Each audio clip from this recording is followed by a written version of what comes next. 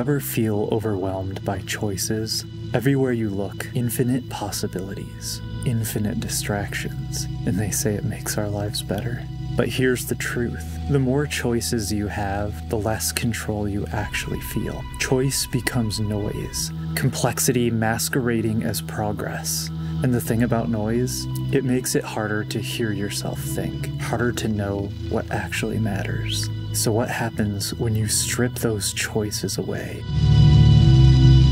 This is the Fujifilm GFX100RF, a paradox trapped inside a camera. One lens, one focal length, zero choice, but 100 megapixels. Ultimate flexibility, able to become anything you need. A contradiction between limitation and potential. Is this intentional constraint, or just complexity disguised as simplicity?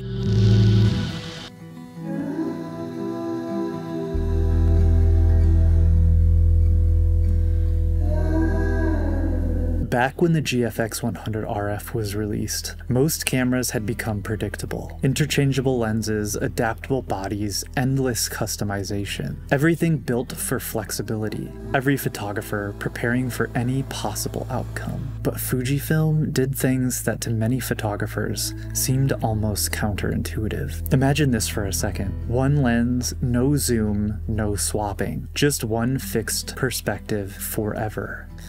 Makes you uncomfortable, doesn't it?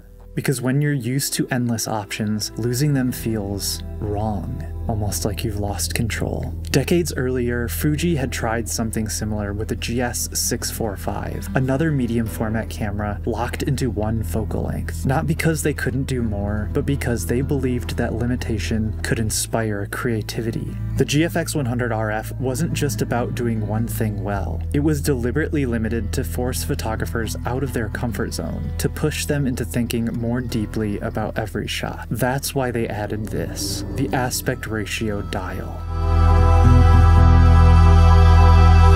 Encouraging you to commit to your composition before taking the shot. It was about making photography intentional. The GFX100RF's design and build quality represented the peak of Fujifilm's design language in the mid-20s. Everything about it felt refined, purposeful. It had a similar size to the Leica Q or the X Pro series, compact enough to carry everywhere, yet still substantial. Arguably the most portable medium format camera ever made at the time. The dial stack under the shutter button is its most distinctive feature outside of the aspect ratio dial. It was Fujifilm stretching their creative muscles. But even a camera this thoughtfully designed has trade-offs. The fixed lens, equivalent on 35mm to a 27.65 f3.16, doesn't give you the traditional medium format shallow depth of field. At f4, it sacrifices shallow depth of field for size and portability. I truly wish this camera had a faster lens, but I understand that concessions had to be made. I have a sneaking suspicion that the reason this lens is an f4 is because Fujifilm reused the leaf shutter mechanism from the X100 to keep the cost and size of the camera down and to speed up the production pipeline. It also lacks IBIS, likely another decision aimed at keeping the body compact. But honestly, that never felt like a limitation to me. With a wider lens, leaf shutter, and my comfort pushing ISO higher when needed, camera shake really wasn't an issue for me, but obviously it would have been better if it had it. This camera is the closest we've ever gotten to a digital Hasselblad X-Pan or Fuji TX1, but it's also basically a grown-up medium format X100VI.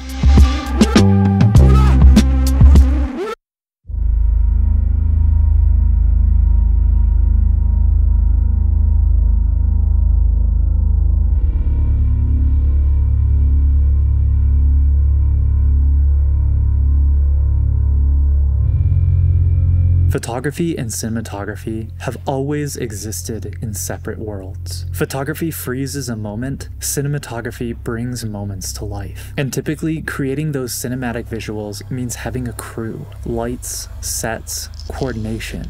Doing it alone at the highest level, practically impossible. But here's exactly why this camera feels so different. To me, it's not just about taking photos. It's about thinking like a cinematographer, about treating every shot as if you're directing a scene from a film. That mindset starts here, with the aspect ratio dial. It seems minor, it seems like such a gimmick, but committing to your framing before you shoot fundamentally changes how you see. I find myself drawn to the 65:24 ratio, wide, cinematic, and immersive, but I'd often switch between that and the 4:3, tighter and intimate. Both ratios forced me to think more carefully, compose more deliberately. Suddenly, the world around me wasn't so random. It was my film set. Practical lights, shadows, reflections, all intentional elements ready for me to compose. I've always viewed photography as portable cinematography, the ability to craft a scene,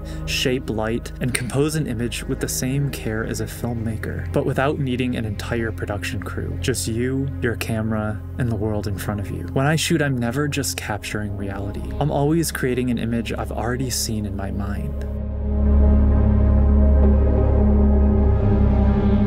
It can really go unsaid these days, but Fujifilm has the best in-camera colors of any camera. Fuji's film simulations help me visualize exactly how I want to edit in post, acting as a creative reference.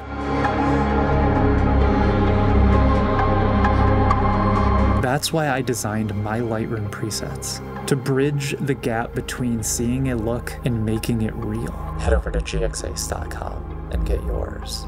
But here's the paradox. Just when you think this camera's about limitations, a realization sets in. It's 100 megapixels, meaning you can crop extensively after the shot, or turn a single fixed lens into countless possibilities. And that makes me wonder, does having that flexibility defeat the entire purpose?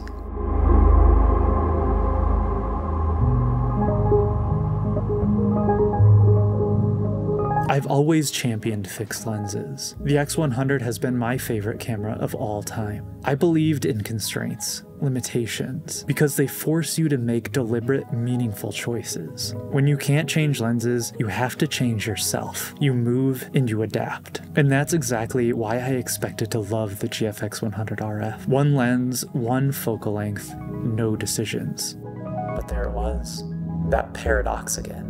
This camera, the camera that was supposed to remove choice, handed me something I wasn't prepared for. Flexibility hidden behind 100 megapixels. Suddenly, cropping wasn't a last resort. It was a creative tool. And here's the thing, it isn't subtle cropping either. At 100 megapixels, you can drastically change your framing. It's almost like having multiple focal lengths hidden in a single lens, without any of the hassle.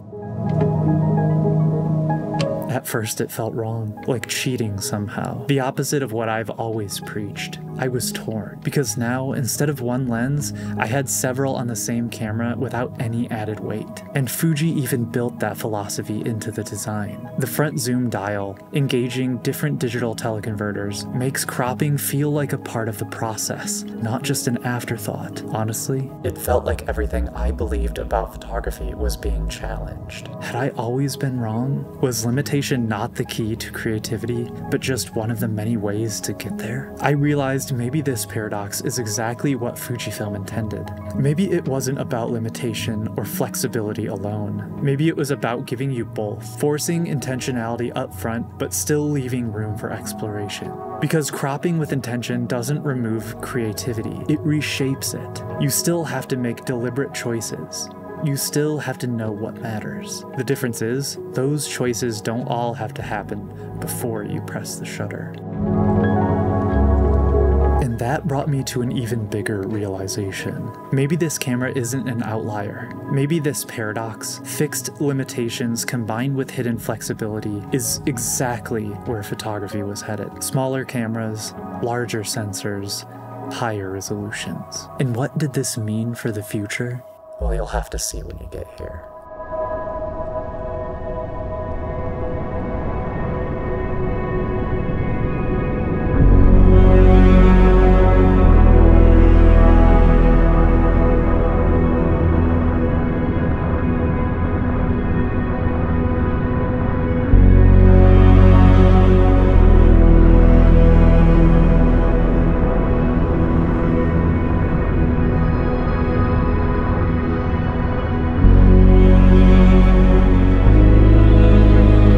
this camera, this paradox, isn't just about forcing you into constraints or giving you infinite flexibility.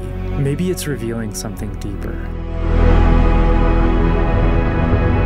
Showing that simplicity and complexity aren't opposites. They're two sides of the same coin.